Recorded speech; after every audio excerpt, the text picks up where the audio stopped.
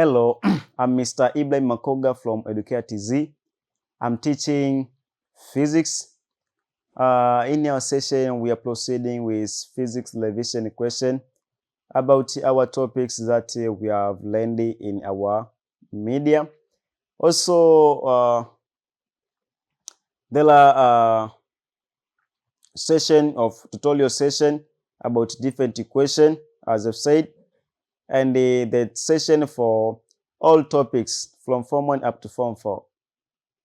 You are welcome to follow, view it. You can subscribe in order to get all lesson or all videos of this session. After then, you will continue to get knowledge for what you need. Let's proceed with the revision question of Form 1 and the topic of Archimedes principle and the law of flotation. This is the topic of Form 1, but you Form 2, Form 3, and Form 4, you are also required to have the knowledge of this because your exams covers the topic of Form 1 up to your level. We are proceeding with the question number 5, which states that the weight of a body when total immersed in a liquid is 4.2 Newton. If the weight of the liquid displaced is 2.5 Newton, find the weight of the body in air. The weight of a body when total immersed in a liquid is 4.2. This is the weight of body when total immersed in liquid. And if the weight of liquid displaced is 2.5 Newton, the weight of liquid displaced after immersing that solid was 2.5 Newton. You are required to find the weight of the body in air.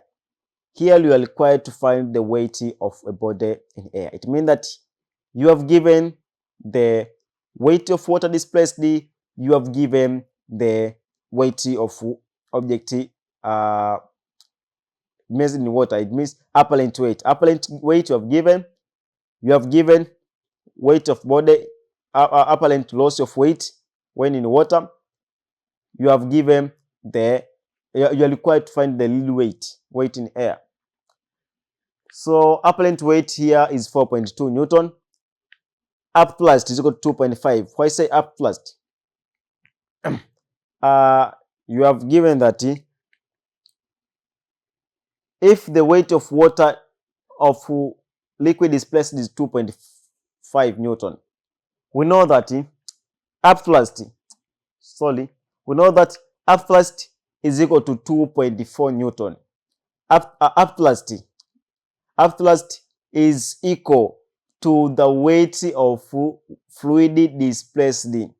We call it up plus is the apparent loss in weight when a body is immersed in fluid.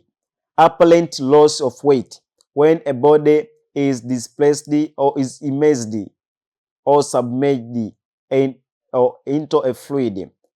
That is called up plus.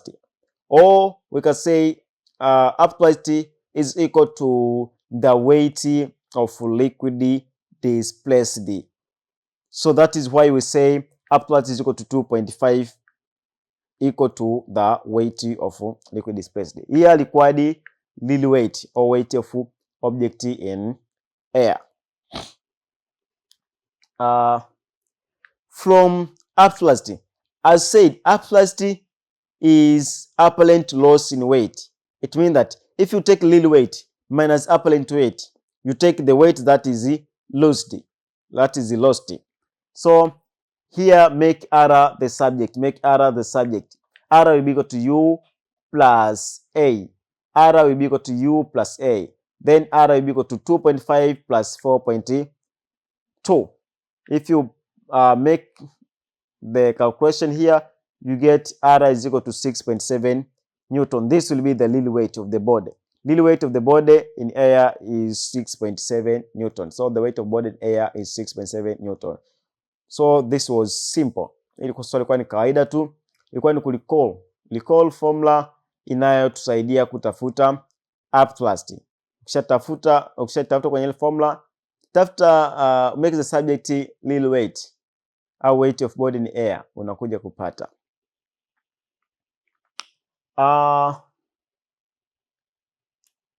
Another question that when an object is totally immersed in water, its weight is recorded as 3.1 Newton. If its weight in air is 4.9 Newton, find F thrust. Yeah. Kwa hapa ni kinyume cha ile hapa juu.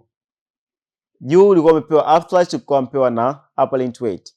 Hapo umepewa little weight, umepewa na apparent weight, utafute F thrust. It is matter of recalling a formula. Recalling a formula of F thrust. How to obtain F thrust? So we have given the little weight, which is equal to 4.9 Newton. We have given the apparent weight, which is equal to 3.1 Newton. We have given also the F thrust. We have required to find F thrust. Then, from F thrust is equal to little weight minus apparent weight. Little weight is equal to 4.9 and the apparent weight is equal to 3.1. You get 1.8 Newton. This will be the F thrust. So, simple question. You have to only know what is F thrust and how to determine F thrust. Ukishajua kwamba F thrust is apparent loss in weight and is obtained as the difference in weight. It is a difference in weight between the little weight and the apparent weight. After knowing that, it will be able for you to solve this question. Let's proceed another question. What do you understand about the following terms? What do you understand by the following terms? Buoyance, floating, and sinking. Hapa nataka ueleze kwa kiufupi tu. Unaelewa nini kuhusiana na floating? Akisema floating ni nini? Sinking ni nini? Buoyance ni nini? Yaani sasa kama unatoa definition, ni sasa kama umeambia define, ati uelezee unaelewa nini kuhusiana na floating, unaelewa nini kuhusiana na sinking, unaelewa nini kuhusiana na buoyance. Hicho ndio ninachomaanisha hapa. So kuna wanafunzi nakuta akiambia what do you understand by the following terms? Anakuambia to understand the following terms. Sasa sielewa utakuwa unaenda kujibu nini. But hapo ni kama tu una define. Floating is the condition of what that is about. We say floating. Haina haya kwanza kuandika to understand this, I understand this. So that is about. B, what are the conditions for a body to sink and float? What makes a body to float? What makes a body to sink? Or what are the conditions to make a body sink? And what are the conditions to make a body float? These are the conditions for sinking and floating. Kama ili kitu kiele, inabidi kimeet condition gani? Inabidi kifikie vigezo gani? Ili kitu kiweze kuzama, inabidi kifikie condition gani?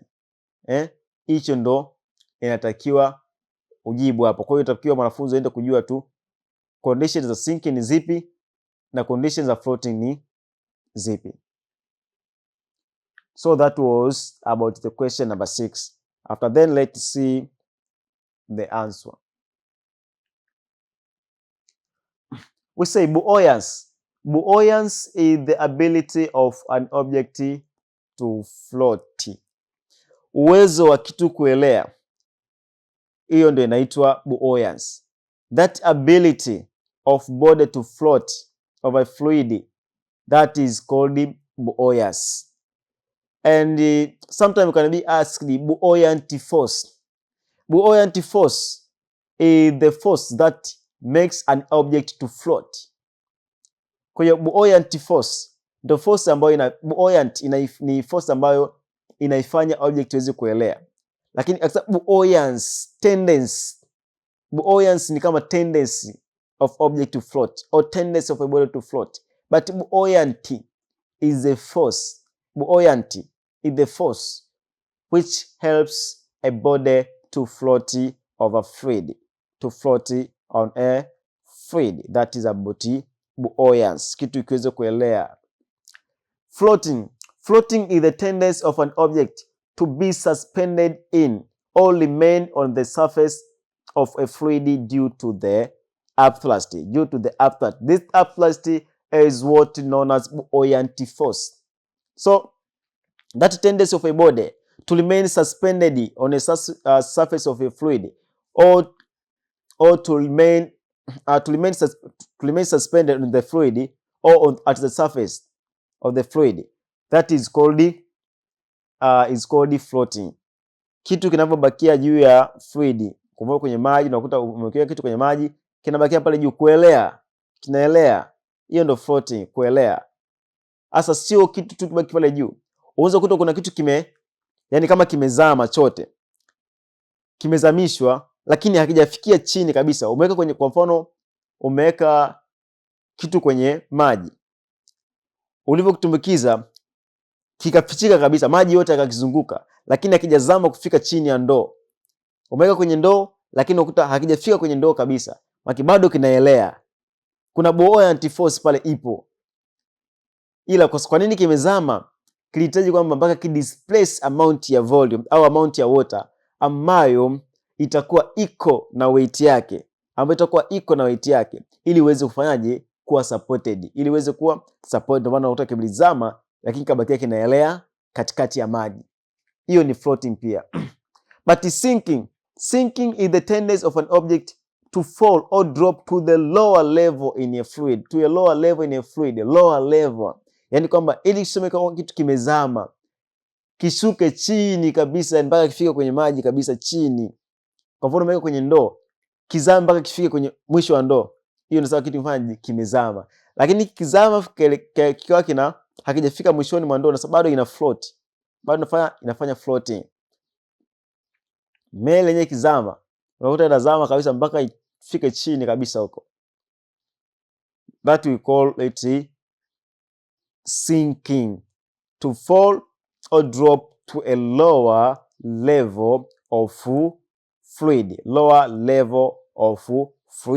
or lower level of liquid. After then, let's see the conditions for floating and the condition for sinking.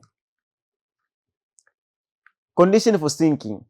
First, upthrust exerted by fluid is less than weight of object.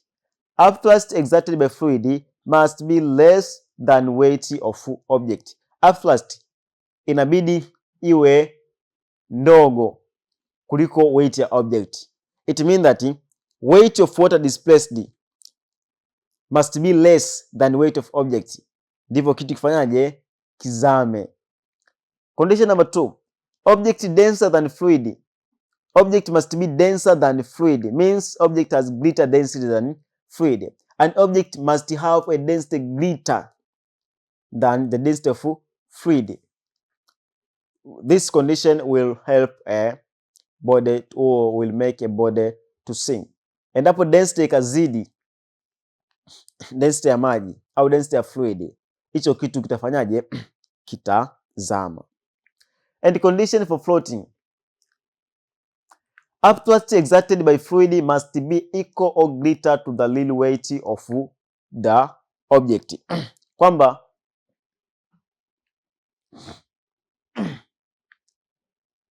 condition moja ya floating ni kwamba upthrust exerted by fluid inabidi iwe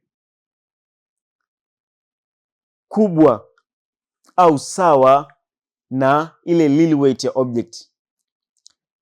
Upthrust inabidi iwe kubwa au ndogo na ile weight ya object. Hiyo itaweza kuifanya object ifanyaje? Ielee. Pasipo hivyo haiwezi kutokea.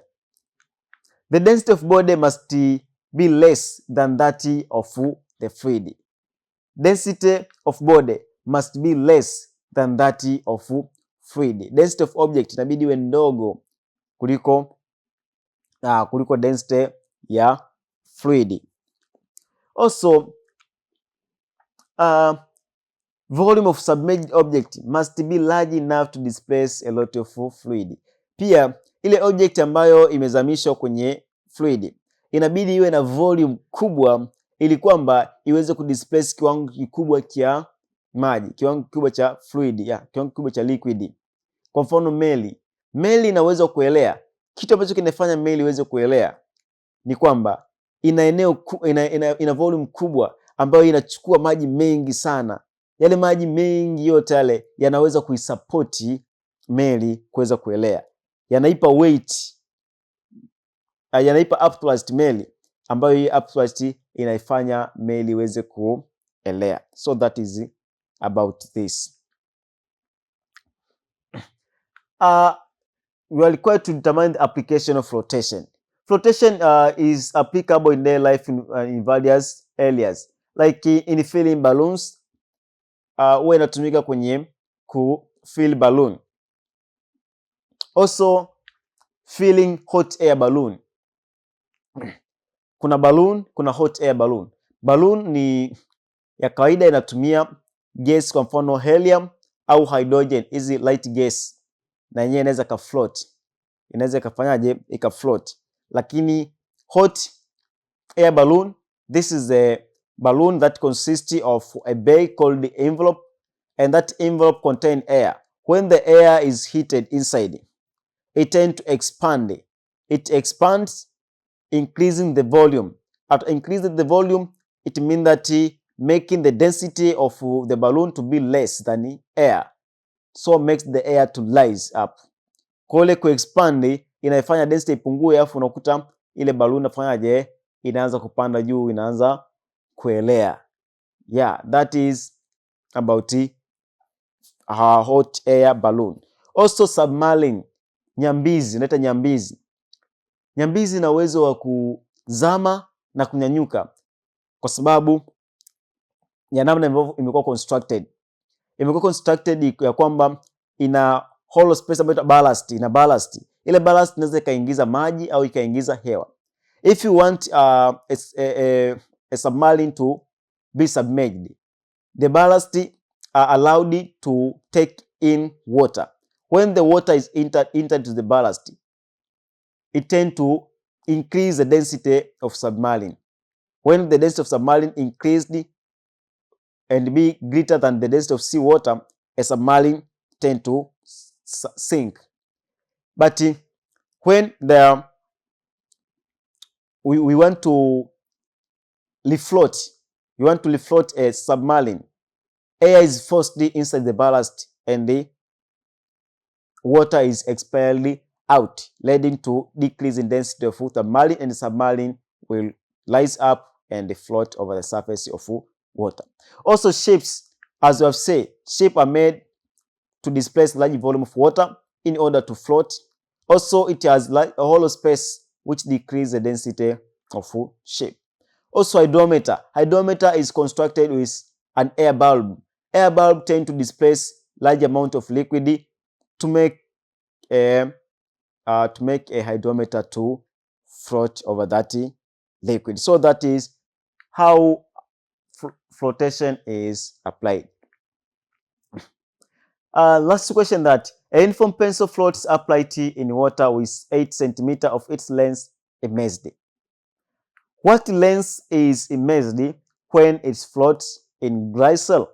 If density of glycol is 1.3 gram per centimeter cubic. Ya kwamba umeambiwa aliweka penseli kwenye maji ikazama kwa urefu wa sentimita 8. Je, anauliza itazama kwa urefu gani endapo itawekwa kwenye glycol? Endapo itawekwa kwenye glycol.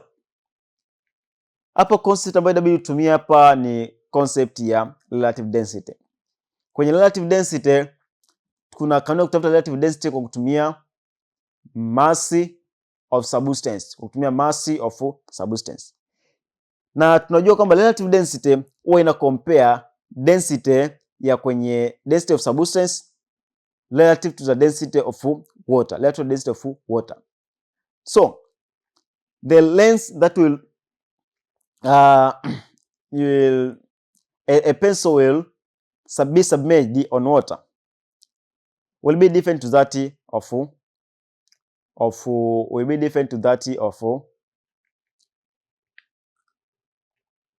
to that of glycol. Yeah, to that of glycol.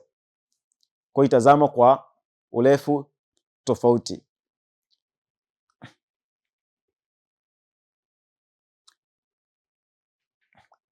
So we have given the length of pencil immersed in water is equal to 8 cm.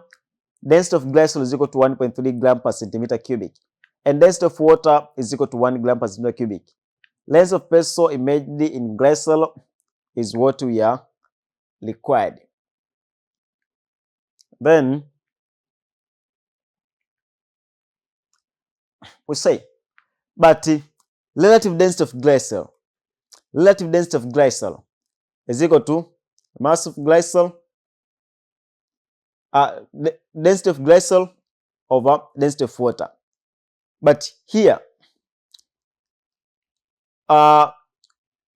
you can make you can make the equation of density of the equation of relative density by using the length of pencil. Density of glycol is equal to mass over volume. Mass of glycol, mass over volume of volume for glycol. Density of water is equal to mass of water over volume of water. But here, by using a length will a pencil will displace some amount of volume and some amount of mass of each glycol and the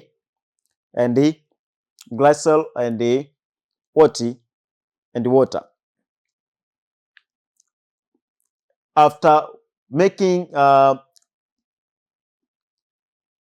calculation of or making different equation, you'll obtain that the relative density of glycol is equal to length of pencil submerged in water over length of pencil submerged on a glass. And by saying that the length that was submerged on water was 8. And we are required the length submerged on glass. Makes the subject, you obtain this equation. Take the length submerged in water divided by relative density. You will get 6.2 centimeter. So this is the length of a part of a pencil that was submerged on glycol. And by saying that, I say thank you very much for watching Educare Media. Don't forget to subscribe, share, and comment. Goodbye. Have a nice moment.